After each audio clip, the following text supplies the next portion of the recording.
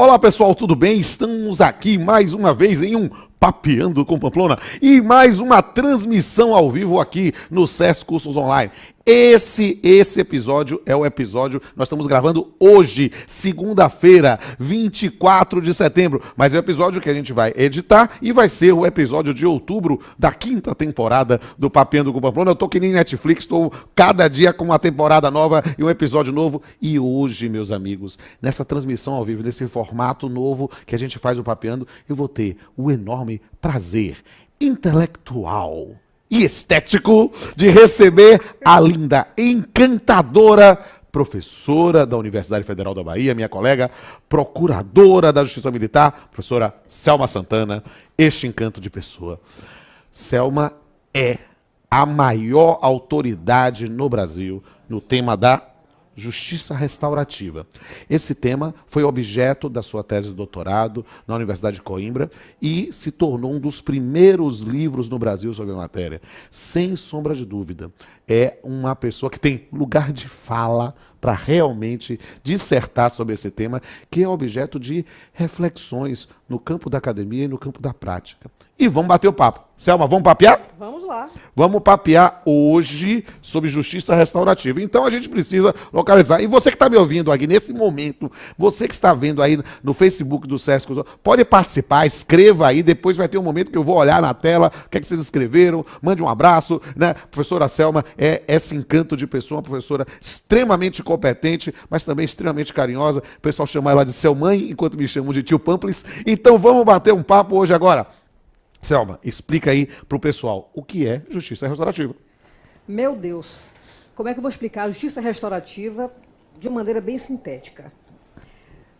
Justiça restaurativa, na realidade, devia ser um movimento de contestação das respostas que o sistema jurídico penal atual tem dado ao tratamento de conflitos e propõe uma forma mais humana, uma forma horizontal na resolução dos conflitos, colocando, eu diria assim, frente a frente, é a forma mais básica, a vítima e o ofensor de maneira voluntária, para que eles conversem, não é, sobre o conflito, sobre o que aconteceu.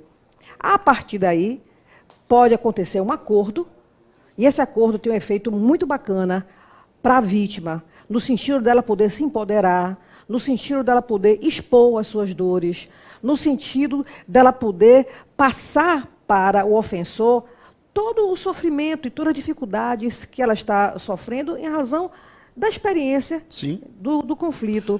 Do ponto de vista do ofensor, ele vai ter a oportunidade de ver a extensão do mal que ele praticou.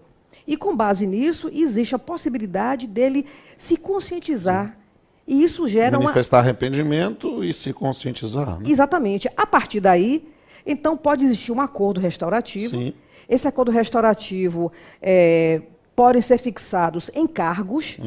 E esses encargos, uma vez cumpridos, pode ter efeitos jurídicos penais. Beleza. Eu queria entender um pouquinho qual é a origem do Instituto, porque essa forma de restabelecimento de canais de comunicação parece algo fascinante e acho que faz parte de um movimento talvez um pouco maior do que isso, mas eu queria entender a origem do Instituto da Justiça Restaurativa. Olha, a origem ela é meio conflituosa, é meio nebulosa. Alguns falam que ela surgiu no Canadá, outros falam que ela surgiu na Nova Zelândia, sim, com os maores, não é? Mas o fato é que hoje nós temos no mundo 94 países praticando justiça restaurativa. E o mais interessante é que isso não tem uma relação direta com o IDH. Entendi. Então nós temos, por exemplo, práticas restaurativas no Japão, pois não, e temos em todos os continentes africanos. Que interessante, né? É interessante isso, né? Mas e há previsões normativas específicas sobre justiça restaurativa no ordenamento jurídico brasileiro ou são experiências pragmáticas? No ordenamento brasileiro, nós não temos ainda previsão normativa. Nós temos experiências piloto, não é? No Brasil inteiro. Vamos falar sobre isso depois. Não é? Mas temos, por exemplo, a resolução do CNJ, nós temos a resolução do Conselho Nacional do Ministério Público e temos a lei do SINASE, que na realidade é uma lei que termina regulamentando o ECA, sim, e que recomenda práticas restaurativas, não é, no trato do ato infracional do adolescente. Mas eu queria entender, então, portanto, como é que tem sido a preocupação, então, disso no direito estrangeiro ou direito internacional? Eu vi isso, 94 países, esse é um número, é verdade. Que é sintomático na realidade, de uma aceitação da prática. Na realidade, aqui no Brasil, o movimento, ele já existe aproximadamente há uns 10 anos, mas é um movimento que está se fortalecendo. Sim. Muito. Há muitos adeptos tocados por um sentimento humanístico, mas também conscientes de que o sistema penal não está dando respostas adequadas para o trato Isso me parece uma questão interessante que acaba vindo nesse debate. Quais seriam os campos adequados de litígio a que se deve invocar a justiça restaurativa? Olha, antes de eu falar em litígio, eu também quero chamar a atenção o seguinte. Existe uma linha de justiça restaurativa que procura tratar não exatamente o conflito de alguém com alguém, mas conflitos internos. Sim. Então nós temos, por exemplo, a linha de Kay Pranis, é uma estadunidense, não é, que ela defende o quê? A cura pessoal, através de práticas restaurativas. É interessante não isso. é? Essa é uma linha. Mas também existe a linha do conflito. Sim. E isso não quer dizer que o conflito seja necessariamente um conflito penal. Então, por exemplo, é muito utilizado em conflito de vizinhança, Sim. conflito nas escolas, Sim. não é? Mas no que se refere a conflito penal, em tese, ele pode ser aplicado a qualquer tipo de conflito. É possível aplicar, por exemplo, nos crimes sexuais? Eu vi que tem uma resistência. Essa é uma grande discussão. Eu estou estudando, meu amigo. Eu estudo também. Quero fazer umas perguntas interessantes. Essa é uma grande discussão. Se você parar para observar as propostas restaurativas, em tese, é perfeitamente aplicável. O que você apenas questiona é: a sociedade está pronta? Porque há um campo aí interessantíssimo para pensar também, às vezes, na noção da discriminação, na noção da misoginia, na noção de condutas discriminatórias, na noção do sentimento de posse, muitas vezes, nessa discussão sobre crimes sexuais. Isso é uma questão interessantíssima. Agora, eu quero provocar o pessoal aqui do estúdio, sabe por quê? Porque, olha, a gente, quando disse que ia fazer o Papeando sobre Justiça Restaurativa, eu abri pro pessoal lá, quem quiser mandar vídeo, manda pra mim, pra ver alguma coisa. E eu recebi vídeos, o pessoal, não sei se você está assistindo ao vivo, mas mandou vídeo. Sabe essa coisa assim, o Brasil que nós queremos? Bem, eu tenho aqui a justiça restaurativa que nós queremos. Eu vou abrir aí um vídeo. Bota aí um vídeo aí pro pessoal perguntar a pergunta. Olá, professora Selma. Olá, professora ela minha aluna Boa noite.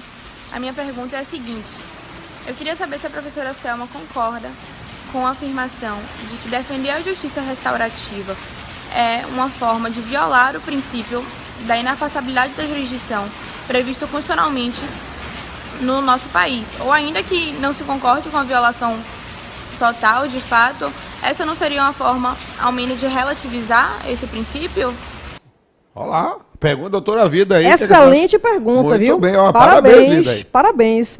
Observe, quando se pensa em práticas restaurativas, na perspectiva do conflito, ela pode acontecer em qualquer fase. Sim. Pode acontecer na fase de inquérito, fase processual e fase de execução penal. Mas vamos pensar a partir da fase do recebimento da denúncia ou da queixa. Certo. Nessa perspectiva, não existe um afastamento ou uma relativização da atuação no judiciário. O judiciário apenas vai atuar de maneira diferente. Sim. Não é? Como o judiciário ele vai homologar, se for o caso, o acordo restaurativo. O judiciário vai fiscalizar o cumprimento do acordo. E, efetivamente, esse acordo sendo cumprido, o judiciário pode reconhecer efeitos jurídicos, não é, que vai incidir o quê? No cálculo da pena, na extinção de punibilidade, Sim. na diminuição da pena, na mudança do regime, se a pessoa já estiver na fase de execução. Sim. Então, o judiciário ele não é esquecido, ele não é colocado em segundo plano.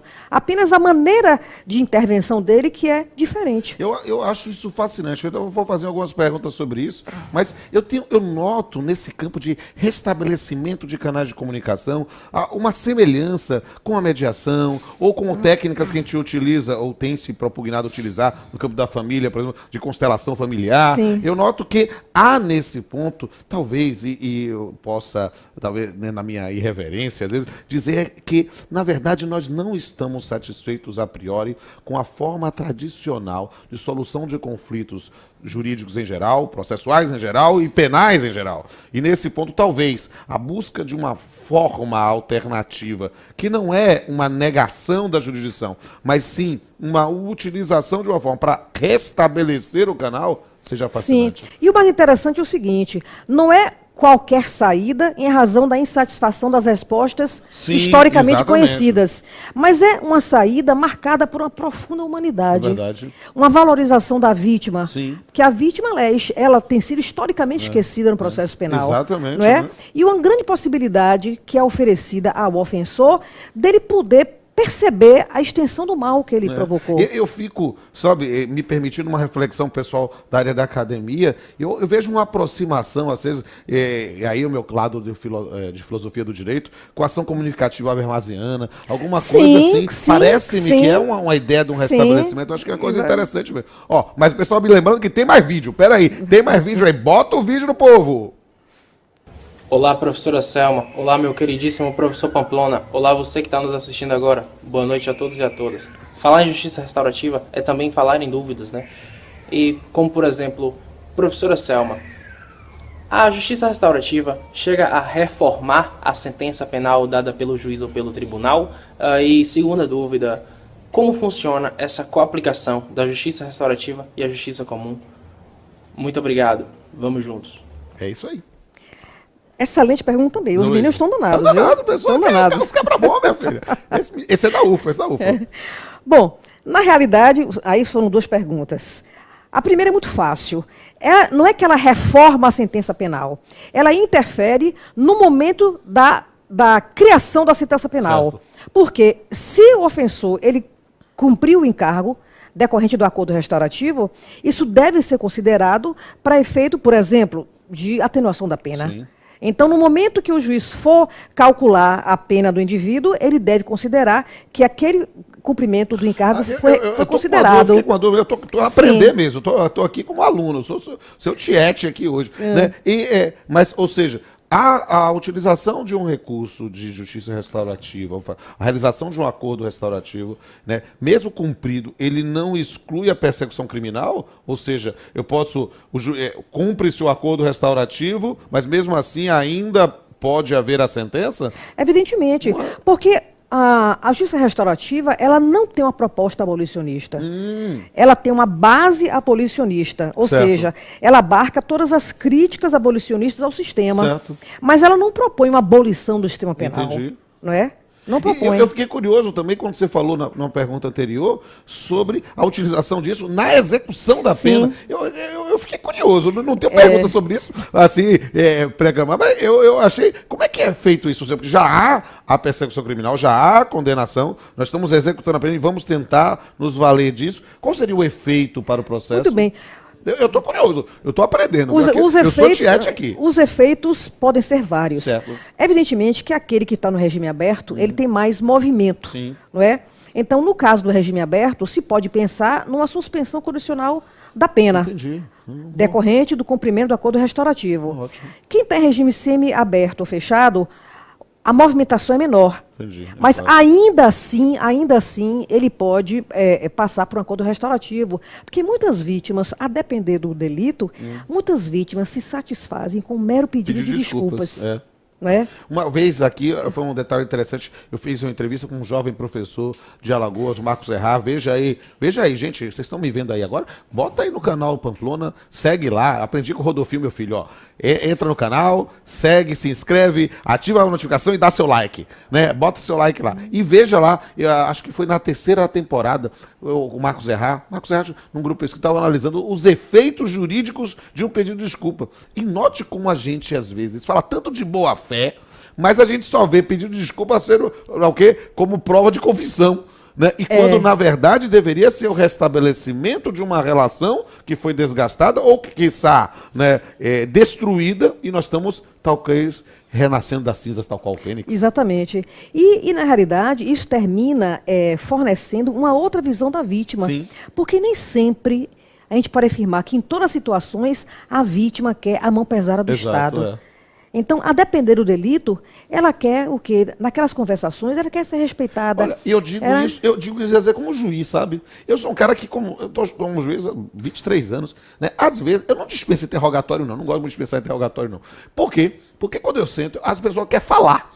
E às vezes a pessoa bota pra fora lá, eu na minha área, mas nesse caso, trabalhista, o indivíduo conversa, fala, e aí gente, peraí, tudo bem, botou pra fora, eu vi, vamos tentar fazer um acordo? E a gente consegue, porque a pessoa teve ali alguém para ouvir, sabe? Olhar o cidadão, não tratar o cidadão como número, mas sim como ser humano. Acho que isso é fundamental. É preciso, é preciso. Ó, mas o pessoal vai dizer que tem mais perguntas aí, ó. Vamos lá. Joga as perguntas no ar aí, ó. Olá, professor Pamplona, professora Selma. Eu gostaria de saber quais são as principais dificuldades para a implementação de práticas de justiça restaurativa aqui no Brasil, tendo em vista que nós adotamos um modelo punitivista. Tudo bem. Dona Thaís, ó. Vamos lá. A maior dificuldade que nós temos no Brasil vem a ser o que Álvaro Pires chama de racionalidade penal moderna. Sim. Que, na realidade, é um sentimento de resistência ao novo, associado a uma ideia ainda retribucionista do delito. E, infelizmente, embora no Brasil o movimento restaurativo esteja crescendo muito, Sim. mas há uma resistência, até porque os índices de criminalidade aumentaram muito. E a gente hoje está vivendo um clima muito grande de intolerância. Então, eu considero que essas são as maiores dificuldades.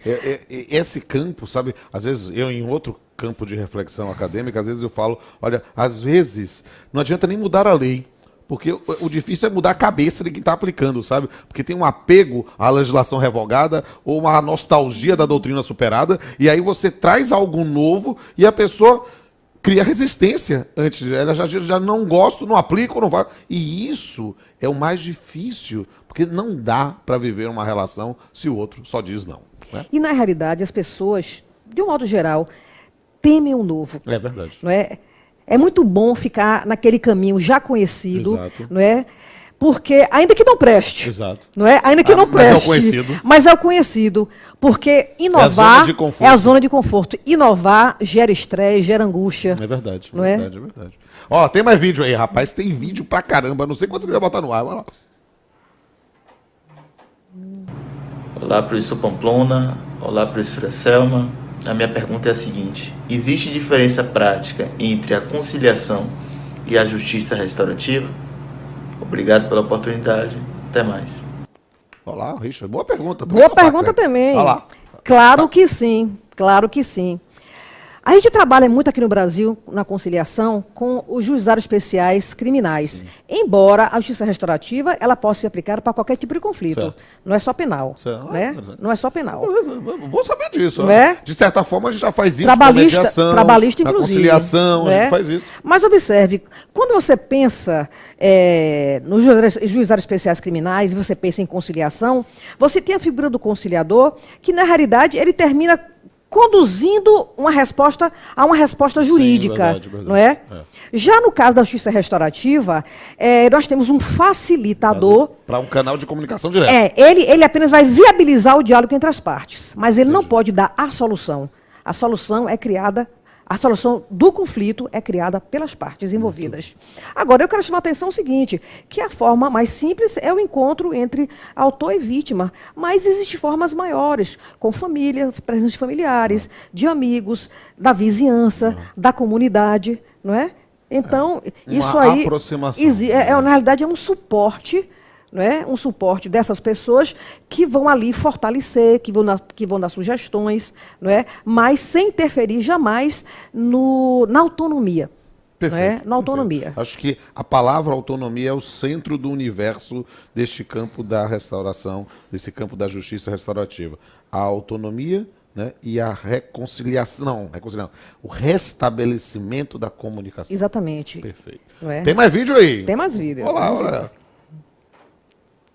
Olá, professor Pamplona, olá, professora Selma. A minha pergunta é a seguinte: como é a relação entre a justiça restaurativa e o Estatuto da Criança e do Adolescente? O ECA impulsiona a aplicação da justiça restaurativa? Outra pergunta fantástica.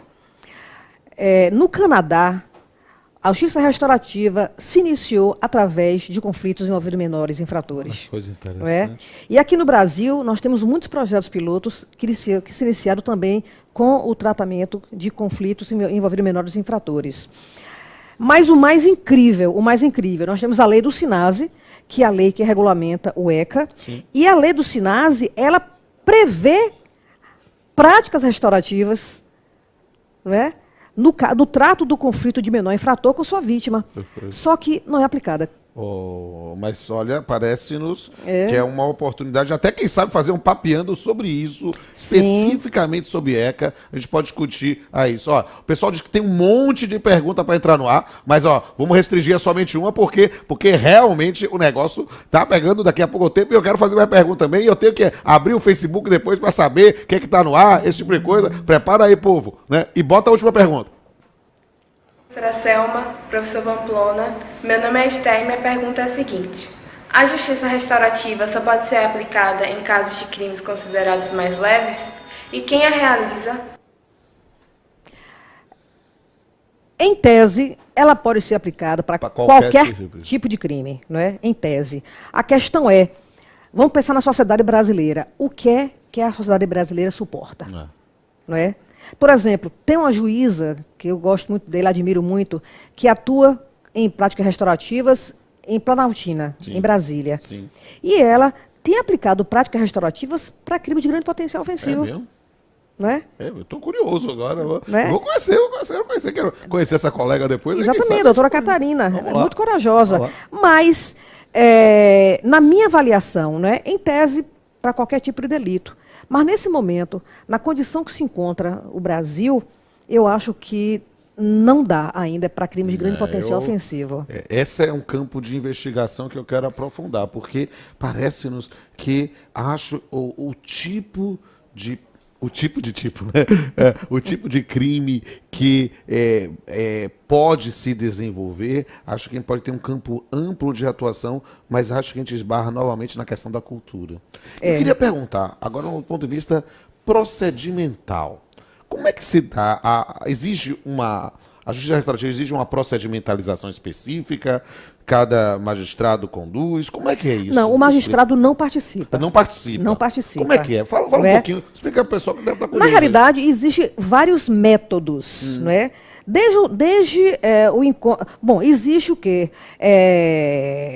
Encontros de facilitadores, psicólogos, geralmente, individuais, com a vítima, com o ofensor, preparando eles para esse encontro. Que pode não acontecer. Entendi. Né? Que pode não acontecer. Mas, uma vez eles concordando em participar, esse encontro pode acontecer em qualquer fase. Né? Em qualquer fase. Pode ser somente eles dois, como eu falei. Pode ser com amigos, pode ser com a vizinhança, pode ser com a comunidade. Vamos pensar, por exemplo, que naquele episódio que teve da barragem, sim, né?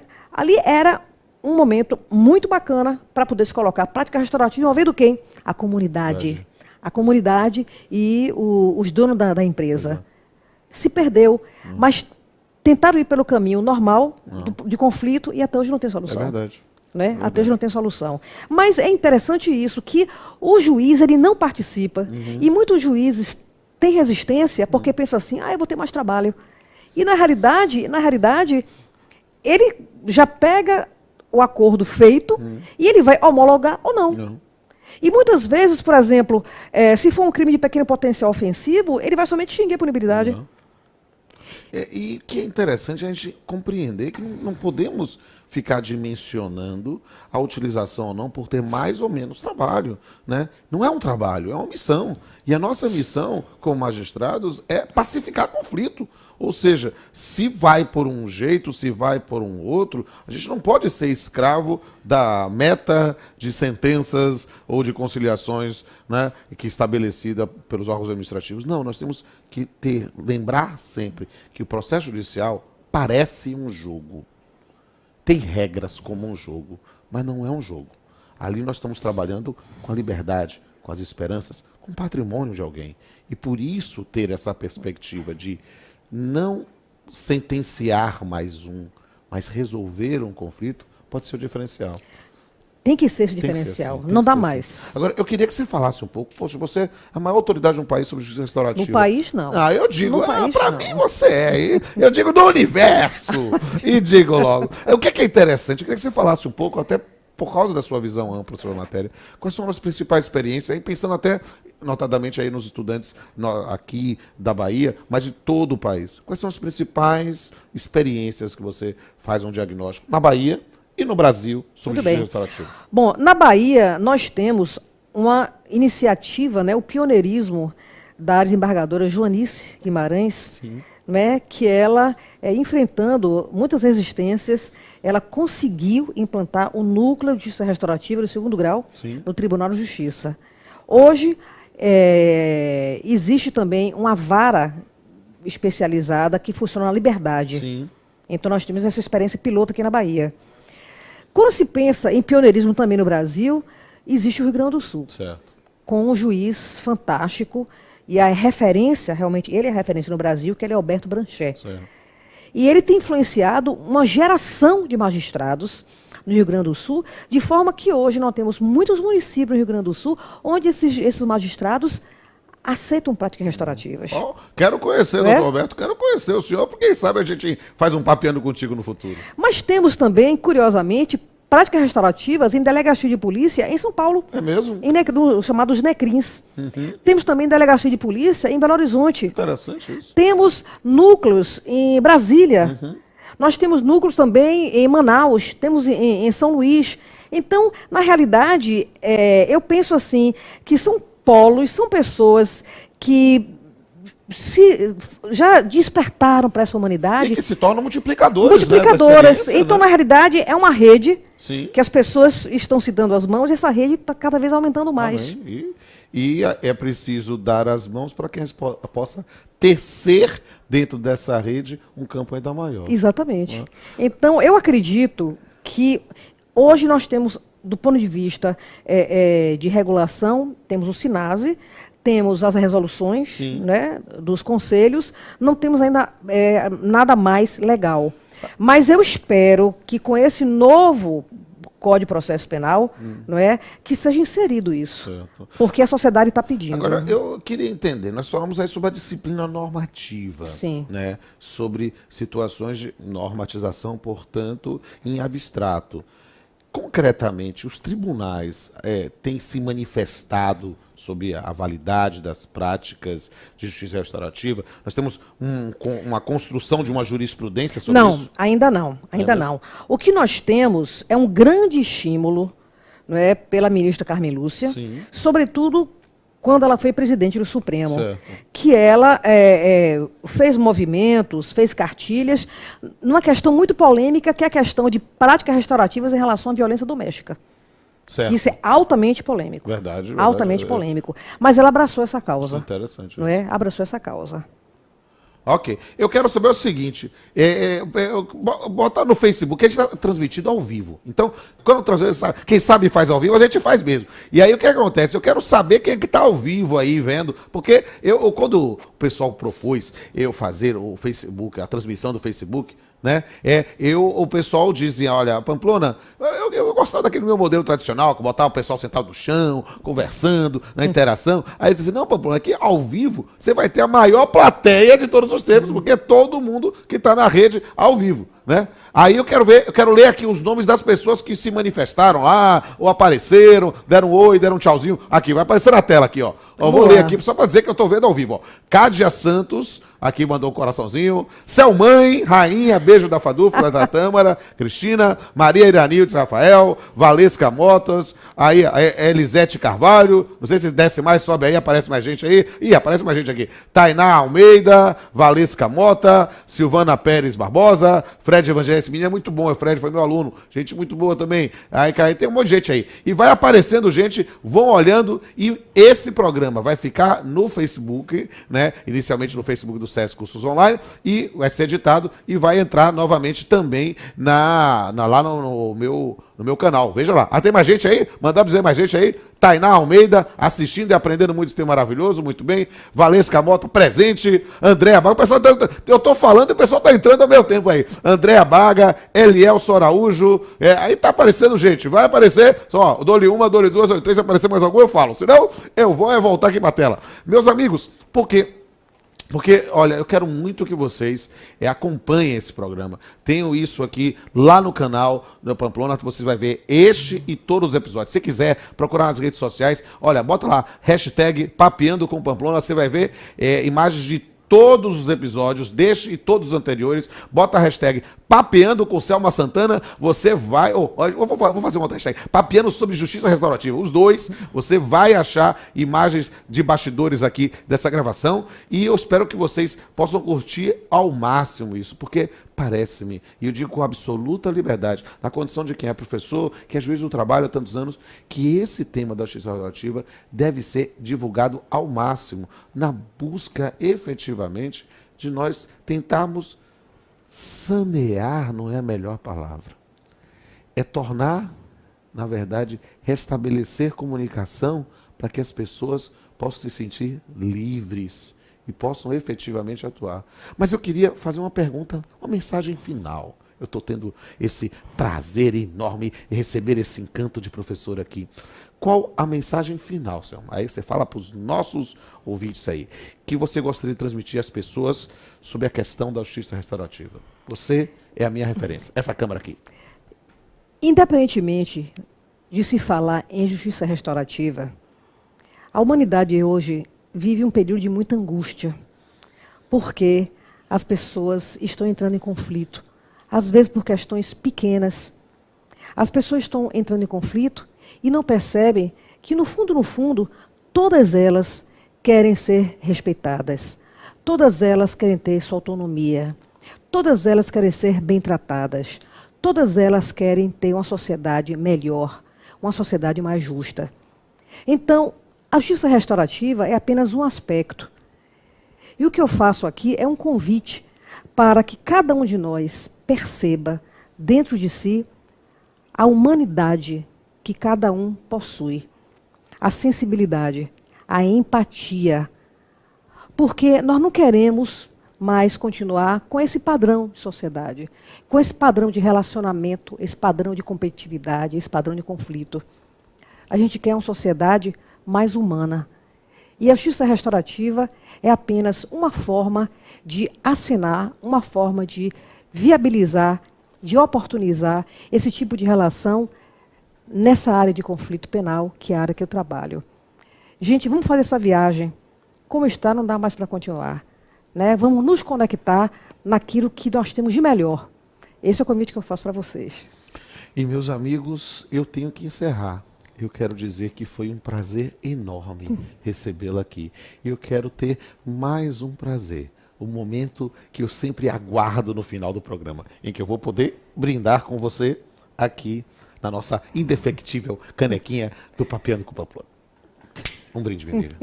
A justiça. A justiça. E, meus amigos, é hora de encerrar. Minhas amigas, é o momento de encerrar. E vocês sabem que o Papeando sempre trabalha com essa questão das interfaces do direito com a arte, do direito com a poesia.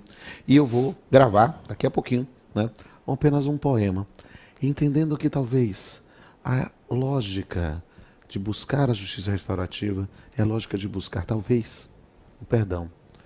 E com o perdão de cada um de vocês, eu vou encerrar. Mas dizer que eu quero que você tenha a oportunidade de ver este e todos os demais programas no canal CESTV, no canal Pamplona, e busque nas hashtags para que você possa ver cada uma das imagens deste e de todos os anteriores. Daqui a pouco vocês vão ver o poeminha. Ao vivo, não. Mas no programa editado vai estar, logo depois você vai ver aparecer o link, logo vai aparecer tudo junto, e você vai ver. Veja também lá no canal Pamplona, numa playlist específica, poemas em vídeos, todos os poemas já recitados, na busca de tornar o direito sempre profundo, mas leve, aliando o direito com a poesia. Até a próxima.